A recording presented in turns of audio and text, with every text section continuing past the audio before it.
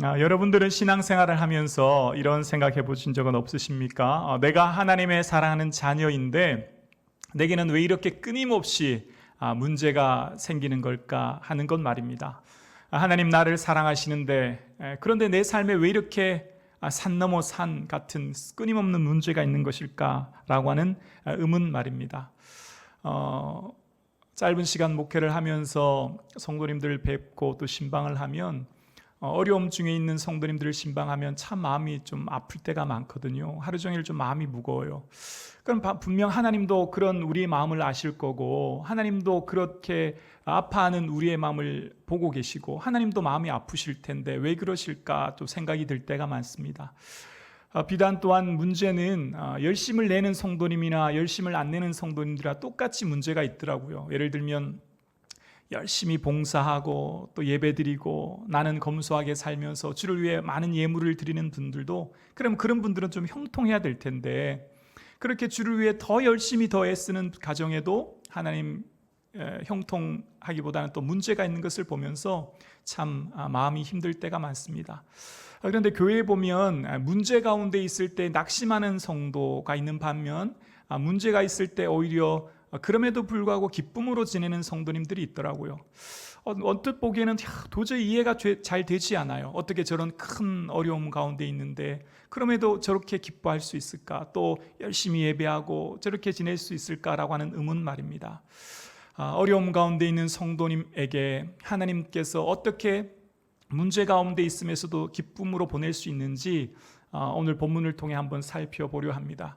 오늘 본문은 다윗의 시죠. 다윗은 누구보다도 성경에 많은 문제를 겪었던 인물이 다윗이었음을 보게 됩니다. 20대 광야의 시간, 장인 사울로부터의 쫓김 그리고 도망자의 신세는 참으로 힘들고 어려웠을 것입니다. 드디어 왕이 되었습니다. 30세 왕이 되어 제국을 다스리는 제왕으로서 섰을 때 자신의 실수로 말미암아 밧세바 사건은 그에게 큰 아픔이 되었습니다. 그리고 시간이 흘러 그의 삶에 형제 간의 살인 사건이 발생하게 되죠.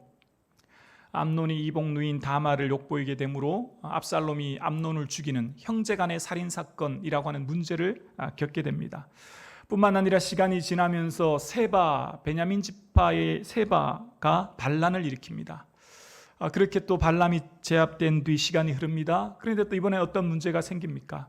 3년의 흉년이 들기 시작합니다. 농경 또 유목 문화인 이 사회에 물이라고 하는 것은 아주 절대적인 것이거든요. 인간뿐만 아니라 가축과 작물이 자랄 수 없는 절박한 시기에 당면한 것입니다.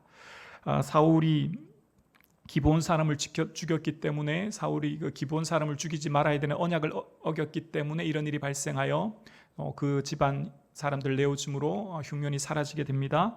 자, 그렇게 되면 이제 문제가 없습니까? 또 문제가 생깁니다. 전염병이 돌아서 7만 명이 넘는 많은 사람들이 죽게 되죠. 다윗의 인구조사 말입니다. 다윗의 인구조사로 말미암아 7만이 넘는 수많은 백성들이 죽었으니 다윗의 마음이 또 얼마나 괴롭고 아팠겠습니까? 자기의 실수로 말미암아 백성들이 죽는 고통을 겪었으니 말입니다. 자, 그럼 이쯤 하면 문제가 없어야 되지 않겠습니까? 또 문제가 생깁니다. 이제 임종이 가까웠습니다. 그런데 핫기스의 아들 아도니아가 왕위 계승을 위해서 반란을 일으키고 그것을 제압하는 일이 또 벌어지게 되죠. 6번의 큰 사건, 문제를 목격하게 됩니다. 그런데 6번만 있었겠습니까? 더 많았을 것이라 추측해 보게 됩니다. 크고 작은 문제 속에 살았던 인물이 바로 다윗이었고 그는 수많은 문제의 삶을 살았습니다. 자, 그런데 다윗은 그러한 문제 가운데 문제를 어떻게 이겨냈는지 또 문제 가운데 어떠한 하나님의 은혜를 누렸는지 오늘 본문을 통해 살펴보려 합니다. 오늘 본문 1절과 2절에 다윗은 하나님의 은혜에 대해서 고백합니다. 하나님, 내 영혼이 잠잠히 주만 바라봅니다. 나의 구원은 하나님께 있습니다. 오직 그만이 나의 반석이요 구원이시요 요새이십니다. 내가 요동하지 않겠습니다. 이제 그런 고백을 하는 다윗의 모습을 발견하게 됩니다. 하나님이 요새라고 다윗은 고백합니다. 요새는 높게 쌓아진 성벽으로 이루어진 성 아닙니까? 군사들이 지켜서 그 안에 성 안에 사는 사람들이 안전을 담보할 수 있는 것이 요새이지 않습니까? 하나님이 요새라고 이야기합니다. 오늘 이 시대의 요새는 무엇일까요? 오늘 우리에게, 저와 여러분에게 우리의 삶의 안전을 지켜줄 수 있는 요새는 무엇일까요? 우리의 삶의 요새, 저와 여러분의 삶을 지킬 수 있는 요새는 경제적 요새라고 생각되어집니다. 돈 말입니다. 의식주부터 시작해서 우리의 자녀 교육, 우리 노후의 삶의 안정된 삶의 모든 것은 이 돈과 관련되어 있지 않습니까? 그러니까 우리의 삶의 요새는 어쩌면 이 경제력이라고 할 수 있습니다. 또 하나는 우리의 삶의 심리적인 요새가 있죠. 우리의 마음의 안정, 평안, 기쁨을 누릴 수 있는 가족과 또 그 가까이에 있는 사람들 만남으로 우리는 기쁨과 평안을 누리게 됩니다. 즉 물질적인 요새라고 할 수 있는 경제력, 또 심리적인 요새라고 할 수 있는 사람이 오늘 우리에게 요새라 생각되어집니다. 다윗에게도 그러한 요새가 있었습니다. 다윗에게도 다윗성이라고 하는 여부스 사람으로부터 빼앗은 시온 산성, 즉 다윗성이 그에게는 있었고요. 다윗성은 그 어느 성보다 튼튼하게 아마 군사력을 동원해서 외부의 침입을 막을 수 없는 요새 중의 요새가 다윗성이었을 것입니다. 그런데 다윗은 하나님, 나는 내 다윗성이 나의 요새입니다, 그렇게 말하지 않고 있거든요. 또 다윗은 누구보다도 많은 아내와 자녀들, 또 그에겐 충실한 참모들이 있었습니다. 그러면 하나님, 나의 요새는 이러한 내 가족, 또 내 참모들입니다 라고 말하지 않습니다. 다윗은 사람도 또 그 요새, 이 다윗성도 그의 요새라고 말하지 않고, 다윗은 웬일인지 하나님만, 주님만이 나의 요새입니다 라고 오늘 본문 2절에 고백하고 있는 모습을 발견하게 됩니다. 그러면서 왜 사람이 요새가 되지 못하는지에 대해서 오늘 본문 전체의 맥락은 이렇습니다. 사람은 헛되고 속임수가 사람이다 라고 이야기합니다. 9절에 보면 슬프다 사람은 입김이요 인생도 속임수니 저울에 달면 그들은 입김보다 가볍다라고 이야기합니다. 사람은 입김이라고 이야기합니다. 하면 금세 사라지는 입김 말입니다. 원어의 뜻 헤벨은 전도서에 나왔던 헛되다라는 단어로 쓰이는데요, 인생은 헛되다는 것입니다. 잠깐 있다 없어질 인생은 속임수가 인생이라고 이야기합니다. 왜 이런 고백을 했을까? 그의 삶을 추측해 보면 오늘 시편 62편은 압살롬의 반역으로 인하여서 다윗성을 황급히 나갈 때가 상황이 이 상황이거든요. 울며 얼굴을 가리고 얼마나 급했으면 맨발로 그 성을 쫓겨가야 했으니, 하나님, 내가 그토록 철통 같은 군사력으로 지켰던 높은 다윗성이 나를 지키지 못하는군요. 내가 그토록 사랑하는 아들, 내 모든 것 주어서 아낌없이 주었던 내 아들이 내게 이렇게 큰 상처를 주는군요. 내 사람도 내게는 요새가 되지 못하는군요. 그러면서 인생에 대해서 입김이라는 표현을 씁니다. 그러면서 또다시 사람에 대해서 이렇게 이야기하는데요, 3절에는 넘어지는 담과 흔들리는 울타리 같이 사람을 이야기합니다. 울타리 같이인데 개역 한글 성경은 울타리 같은 이라는 거예요. 넘어지는 담과 울타리 같은 사람이래요. 무슨 담이라고요? 든든히 선 담이 아니라는 거예요. 든든히 서 있어서 그 안에 있는 가족과 자녀들을 보호해주는 성이 아니라 이미 쓰러지고 있는 상태라는 거예요. 담이 쓰러지면 몇 시간이 걸립니까? 며칠이 걸립니까? 단 몇 초죠. 단 몇 초면 흙무더기, 돌무더기가 될 뿐이라는 것이 인생이라고 이야기합니다. 가축을 보호하고 재산을 보호하는 울타리도 튼튼한 울타리가 아니라는 거예요. 흔들리는 울타리라는 것입니다. 곧 밀면 넘어질 것이 울타리라는 거예요. 그렇게 연약한 것이 인생이라고 이야기합니다. 넘어지는 담과 입김의 공통점은 무엇입니까? 짧다는 것입니다. 허무하다는 것입니다. 참된 의지가 될 수 없다는 것입니다. 오늘 본문의 10절에 보면 재물이 늘어도 거기에 마음을 두지 말라라고 이야기합니다. 쉽게 잘 이해가 되지 않습니다. 재물이 늘면 얼마나 기분이 좋습니까? 여러분, 통장 잔고에 잔액이 막 쌓이면 얼마나 행복합니까? 반응이 없으십니다. 기분 화나고 그런 거 아니시죠? 네. 재물이 늘면 누구나 다 좋아합니다. 어쩌면 재물이 우리의 의지가 될 수 있습니다. 우리를 지켜줄 수 있는 힘이 경제력이거든요. 그런데 거기에 마음을 두지 말라 본문에 이야기하고 있습니다. 재물이 재물에 마음을 두지 말라. 왜 그랬을까요? 재물, 즉 경제력, 돈, 또 사람이라고 하는 심리적인 요새라고 하는 사람, 가족도 내 마음은 지킬 수 없기 때문입니다. 내 마음, 근본적으로 내 생각을 지킬 수 없기 때문이에요.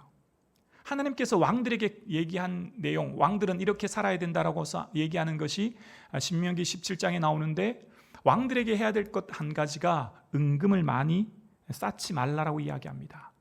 그런데 안타깝게도 왕조 시대에 보면 솔로몬 같은 경우에 국고성, 병고성, 마병성 같은 수많은 성을 쌓습니다. 심지어 아내를 위해서도 성을 쌓지 않습니까? 그것이 결국은 그를 무너뜨리는 해악이 됨을, 독이 됨을 보게 됩니다. 물질이 그에게 윤택한 삶을 살았음에도 하나님만 의지해야 될 그의 삶이 물질을 의지함으로 그 후대의 나라가 갈라지는 아픔을 겪게 되는 것을 보게 됩니다. 참된 요새는 하나님만이라고 이야기합니다. 신앙생활 하는 성도님들 중에는 하나님만 요새로 생각하며 사는 성도님이 계시고요, 하나님도 요새라고 고백하는 성도님이 계십니다. 이스라엘 백성들 기억나십니까? 하나님만 의지했던 광야의 시간, 물 한 모금, 먹을 것 하나 제대로 마실 수 없던 아무것도 없는 광야의 시간, 내 힘으로 할 수 없는 아무것도 없는 그 광야의 시간, 하나님만 의지했을 때 먹고 입고 살아가는 모든 삶이 은혜의 삶을 살게 되었습니다. 그런데 가나안 땅에 도착했을 때 모든 것이 풍족했습니다.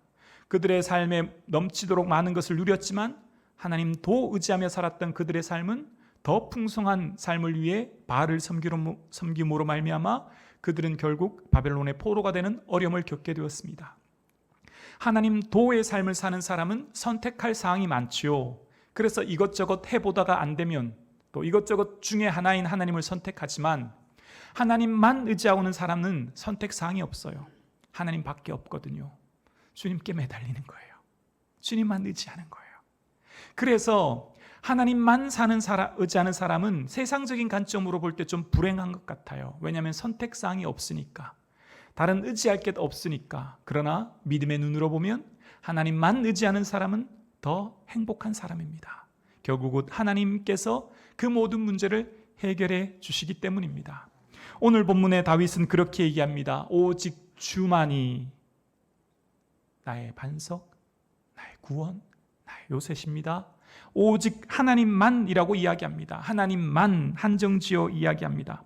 하나님만이라고 고백하는 인생의 특징이 있습니다. 하나님만 나의 삶의 의지가 됩니다라고 고백하는 인생의 특징은 8절입니다. 우리 8절 성경을 보면서 함께 읽어볼까요? 시작. 백성들아 시시로 그를 의지하고 그 앞에 마음을 토하라. 하나님은 우리의 피난처 시로다. 아멘. 하나님, 저 주님밖에 없어요. 저 주님밖에 의지할 사람이 없어요. 저 주밖에 주님만 바라봐요. 좀 도와주세요. 하나님, 제발 좀 붙들어 주세요. 하나님만 의지하는 사람은 하나님 앞에 마음을 토한대요. 쏟아놓는데요. 하나님 도와달라고. 너무 힘들기 때문에 하나님만 의지하면 하나님 앞에 마음을 쏟게 된대요. 하나님만 의지하고 하나님 앞에 마음을 쏟는 삶, 그것이 하나님이 주시는 은혜라는 거예요. 다윗의 삶을 보면 형통할 때는 사무엘상하에 다윗의 삶이 등장하지 않습니까? 형통할 때는 늘 항상 여호와께 여쭈어 이르되로 하나님께 묻지만 고난의 삶이 등장합니다. 고난의 삶의 어려움은요, 대부분 시편에 그의 삶이 기록되어 있거든요. 그러면 고난을 만나면 다윗은요, 내가 여호와께 간구하매 이렇게 시작해요. 하나님께 간구해요. 하나님께 도움을 요청합니다. 오늘 예배드리는 모든 성도님, 하나님 밖에 의지할 분이 없습니까? 그것이 오히려 우리에게 은혜예요. 그것이 우리에게 오히려 복이 됩니다. 주님만 바라봅시다. 주님께만 매달립시다. 주님만 의지합시다. 하나님 좀 도와달라고. 내 삶이 너무나 힘들다고. 하나님 다 아시지 않냐고. 우리 마음을 좀 쏟아놓을 수 있기를 주님의 이름으로 축원합니다. 저는 오늘 시편 62편을 묵상하면서 다윗이 얼마나 하나님 앞에, 하나님 너무 힘들어요. 저 아시잖아요. 저 20대 광야 생활 하나님 아시는데 이제 왕이 되었는데 내 아들에게 이런 수치와 수모, 어려움, 배신감, 상처를 당하게 하시니 저 너무 힘들어요. 그렇게 하소연했다고 저는 느껴집니다. 하나님 앞에 마음을 쏟았던 다윗은 하나님 저 너무 괴로워요, 하나님 저 너무 고통스러워요 라고 하는 마음의 토로, 아픔을 하나님 앞에 내어놓았던 삶이 분명히 기도를 통해 있었음을 목격하게 됩니다. 오늘 예배드리는 저와 여러분의 삶 가운데서도 어려움, 아픔, 문제 가운데 있을 때 하나님 도와주세요, 하나님만 바라봅니다 고백하며 나아갈 수 있기를 주님의 이름으로 축원합니다. 그러면서 62편을 묵상하면서 한 그루의 나무가 서 있는 것이 아닌가 그런 생각을 해보게 되었습니다. 무슨 말이냐면 다윗이 오늘 고백을 하기까지 이 든든히 설 수 있었던 첫 번째는 뿌리, 그러니까 위기와 어려움 상황 가운데 있을 때 그를 붙잡아 줄 수 있는 뿌리는 8절입니다. 하나님께 의지하고 하나님께 마음을 토해 놓는 그 시간, 그 하나님께 마음을 토해 놓는 그 시간이 그게 뿌리가 되어서 두 줄기가 나 있음을 보게 됩니다. 1절과 5절인데요. 하나님 나의 구원이 하나님께로부터 나옵니다. 나의 소망이 하나님께로부터 나옵니다라고 하는 1절과 5절 말입니다. 구원과 소망이라는 두 줄기의 가지를 보게 되는데요. 하나님만이 나의 구원이십니다. 나의 도움이십니다. 나의 승리가 되십니다. 내가 인생에 의지할 분, 내 이 땅에 참된 소망은 오직 주님뿐이십니다라고 하는 두 줄기의 나무 줄기를 보면서 마지막 시편 62편의 열매를 발견하는데요. 그 열매는 하나님 내가 흔들리지 않습니다 라고 하는 고백입니다. 2절과 6절에 하나님 나는 흔들리지 않습니다 라는 고백, 믿음의 열매를 보게 됩니다. 즉 하나님 앞에 마음을 쏟았더니 그것이 뿌리가 되어서 줄기와 함께 열매를 맺히게 되는데 그 문제 속에 낙심하고 절망하고 하나님 떠나는 삶을 사는 게 아니라 하나님께 마음을 쏟았더니, 하나님께 아뢰었더니, 하나님만 의지했더니 하나님께서는 그 마음에 잠잠히 주를 바라보게 하시고 요동하지 않은 은혜를 주셨음을 오늘 본문을 통해 발견하게 됩니다. 다윗을 지킬 수 있는 것은 견고한 다윗성이 아니었습니다. 군사력도 아니었고요, 또 그의 가족 사랑하는 사람들도 아니었습니다. 인생에 있어서 삶을 지키는 것은요, 무엇을 지켜야 우리 인생이 행복할까요? 마음을 지키는 인생이 행복한 인생입니다. 마음의 요새는 하나님밖에 지키지 못해요. 물리적인 요새인 다윗성은 군사력으로 돌로 쌓을 수 있지만 다윗 속에 있는 마음의 요새는 사람은 할 수 없는 거예요. 누구만요? 하나님만. 아멘. 하나님만 지킬 수 있는 거예요. 그래서 오늘 다윗의 고백하는 것은요, 하나님 저 높은 성벽이 아니라, 사람이 아니라 하나님만 나의 마음의 요새가 되어주십니다. 내 마음 붙들어 주세요 고백합니다. 여러분, 어떤 사람이 행복한 사람이에요? 마음을 지키는 사람이 행복한 사람입니다. 천은만금이 있고 수많은 것들이 있어도 마음이 슬픈 사람은 불행한 사람 아닐까요? 그렇지 않습니까? 내게 지금 현재 있는 많은 것들, 누릴 것들이 있어도 마음이 우울하고 슬픈 사람은 세상에서 가장 불행한 사람 아니겠습니까? 그러나 내게 비록 좀 부족해도, 삶의 형편이 넉넉하지 못해도 마음의 기쁨이 넘치고 마음에 하나님 주시는 평안이 가득한 사람이야말로 행복한 사람인 줄로 믿습니다. 오늘 저와 여러분이 이러한 삶 사실 수 있기를 주의 이름으로 축원합니다. 마음은 누가 지킬까요? 하나님이 지켜주시는 거예요. 하나님만 내 마음 지킬 수 있어요. 내 사랑하는 사람 내 마음 몰라요. 심지어 내 마음 지킬 수 없어요. 무릇 모든 지킬 만한 것 중에 더욱 내 마음을 지키라. 생명의 근원이 이에서 난대요. 근원이라고 하는 토차는요, 대문이래요. 출구래요. 생명이 잉태되고 생명이 낳는 것은요, 마음에서부터 시작된다는 거예요. 사람이 스스로 삶을 포기하는 것도 어디에서 시작됩니까? 마음에서 시작되잖아요. 그래서 마음이 얼마나 중요한지 몰라요. 그래서 하나님을 의지하고 하나님께 마음을 토하라 이야기합니다. 쏟아놓으래요. 사람에게 마음을 쏟아놓으면 잠깐은 위로를 받는 것 같은데요, 시간이 지나면 좀 공허해져요. 괜히 얘기한 것 같다. 그런데 참 신기한 게 있어요. 하나님께 마음을 쏟아놓으면 반드시 평안의 은혜를 얻게 되어요. 아멘. 사람에게는 공허함을 느끼지만 하나님 앞에 내 마음을 쏟아놓으면 한량없는, 이해할 수 없는, 우리의 제한된 언어로 다 설명할 수 없는 평안이라고 하는 선물을 얻게 됩니다. 그래서 그 평안이라고 하는 선물을 얻게 될 때 하나님을 향해 잠잠히 서 있게 되어요. 하나님을 향해 주시는 놀라운 은혜를 누리게 되어요. 여러분, 외부적으로 아무리 적이 많이 공격해도 지금 다윗성을 황급히 신도 신지 못한 채 나가는 이 상황 가운데 있어도 하나님만 바라볼 때 주의 평안을 누리게 되는 다윗의 모습을 발견하게 됩니다. 오늘 예배드리는 저와 여러분의 이 은혜 누리실 수 있기를 주의 이름으로 축원합니다. 하나님께 마음을 토하십시오. 하나님께 마음을 쏟아 놓으십시오. 하나님께 내 마음의 모든 염려 근심을 쏟아 놓으십시오. 내가 있는 내 삶의 마음 상태를 하나님께 그대로 아뢰십시오. 하나님이 다 들으실 줄로 믿습니다. 우리의 작은 신음에도 응답해 주실 줄로 믿습니다. 하나님께 마음을 쏟으면 간구에서 감사로 내 기도가 점점 바뀌어지는 것을 보게 되어요. 이것 주세요, 저것 주세요, 이것도 좀 주세요, 이것도 더 허락해 주세요 했던 내 삶에 이것도 감사하고 저것도 감사하고 볼수록 감사한 것들이 넘치게 되는 내 자신을 발견하게 되거든요. 기도하면 내 자신과 내 삶을 좀 더 뒤에서 보게 되어요. 나무는 숲을 멀리 떨어져야 볼 수 있듯이 내 자신을 좀 더 멀리서 보게 되어요. 그래서 예전에는 사람이 나를 어떻게 볼까, 사람이 나를 어떻게 평가할까에 내 관심이 있었다면, 하나님께 마음을 토하면 하나님이 나를 어떻게 보실까, 하나님이 나를 어떻게 생각하실까에 내 관심의 집중이 옮겨지게 되거든요. 하나님 앞에 통성으로 기도하면 반드시 그 통성 기도의 끝은 침묵 기도로 마치게 하시고, 마음을 하나님께 토해 놓았던 그 통성 기도 후 침묵 기도에는 이해할 수 없는 하늘의 놀라운 평안을 누리게 되는 줄로 믿습니다. 저는 설교를 준비하면서 설교가 공허한 메아리가 되어지 말아야 된다 늘 생각하면서 말씀을 준비합니다.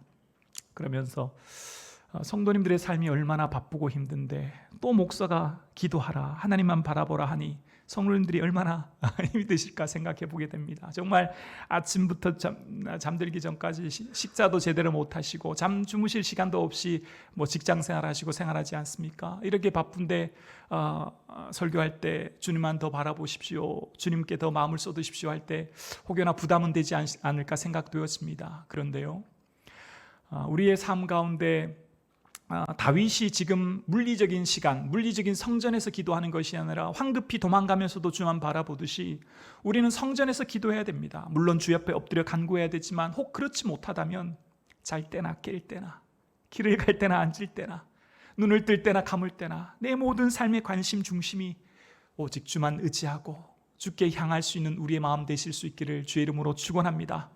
주께 내 마음 아뢰십시오. 주께 고백하십시오. 염려와 근심이 드십니까? 두려움과 공포가 엄습하십니까? 헤아릴 수 없는 수많은 문제 가운데 있으십니까? 그러면 예수님 도와주세요. 그 딱 한마디 하면 돼요.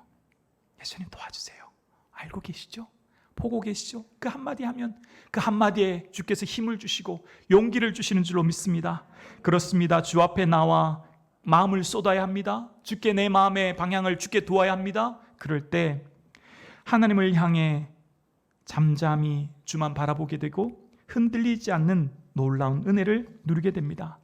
지금 다윗은 그의 삶의 급박한 상황, 어려운 상황 가운데 있지만 하나님, 내가 흔들리지 않습니다. 내게 당한 이 급박한 문제, 내가 당한 이 급박한 어려움 가운데 내가 요동하지 않습니다. 잠잠히 주만 바라봅니다. 고백하는 다윗의 모습을 발견하게 됩니다. 다윗의 인생에 있어서 그가 하나님의 기적적인 사건을 통해 무슨 홍해가 갈라지거나 하늘에서 만나와 메추라기를 내리는 그런 기적적인 사건은 경험하지 못해도 다윗의 매 순간순간은 하나님께서 그의 손 붙드시고 인도해 주셨음을 우리는 말씀을 통해 깨닫게 됩니다. 예를 들면 다윗이 광야에 있을 때 이런 표현이 등장하게 되죠. 다윗이 광야의 요새에도 있었고 또 십광야 산골에도 머물렀으므로 사울이 매일 찾되 하나님이 그를, 여기서 그는 다윗입니다. 그를 그의 손에, 여기서 그는 사울입니다. 하나님이 그를, 다윗을 사울의 손에 넘기지 아니하시니라 라고 이야기합니다. 다윗은 그것을 못 봤겠죠. 하나님의 손을 못 보았겠죠.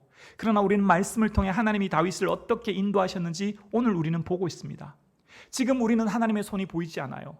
지금 내 이 문제가 더 크게 보이고 이 문제 때문에 하나님의 능력이 보이지 않아요. 그러나 분명한 게 있어요. 지금 하나님께서 우리와 함께 하십니다. 우리와 동행하십니다. 우리를 붙들어 주십니다. 예수님 도와주세요 고백하며 간구할 때 반드시 하나님 우리에게 은혜 주실 줄로 믿습니다. 주님께 능력, 그 은혜가 보이지 않습니까? 하나님께서는요, 오늘 우리 말씀을 통해 우리에게 깨닫게 해주시듯이 하나님께서 말씀을 통해 우리에게 위로를 주세요. 시편 107편 20절 말씀인데요, 하나님께서는 시편 107편 20절에 이렇게 말씀하십니다. 우리 함께 봉독하겠습니다. 시작. 그가 그의 말씀을 보내어 그들을 고치시고 위험한 지경에서 건지시는 도다. 하나님 말씀을 보내주신대요. 말씀을 주신대요. 말씀을 받으면 어떻게 될까요? 마음이 요새가 되어요. 누구도 지키지 못할 내 마음 하나님 지켜주세요. 성벽이 아니라, 군사가 아니라, 사람이 아니라 하나님 내 마음 지켜주신대요. 말씀을 통해 강하고 담대함을 얻게 되고, 말씀을 통해 위로를 얻게 되고, 말씀을 통해 소망을 얻게 된대요. 이 시간 말씀 붙드는 저와 여러분 되실 수 있기를 주의 이름으로 축원합니다. 말씀을 보내주신대요. 말씀을 붙들게 된대요. 그래서 말씀을 의지하여서 그 말씀이 위험한 지경에서 우리를 건져주시는 은혜를 누리게 된다. 오늘 본문에 말씀하고 계십니다.